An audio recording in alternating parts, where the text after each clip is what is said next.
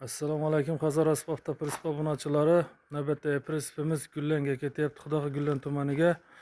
Ammo razmerlar bilan tanishtirib o'tadigan bo'lsak, 180 ga 280 bo'lgan pol variant mol tashish uchun hamma joy baquvvat bo'lgan, yarim krel, 2 mos, spark balonlar qo'yilgan, traktor resollar. Shunda hamma narsasi elektromontajlar ham içinde bo'ldi.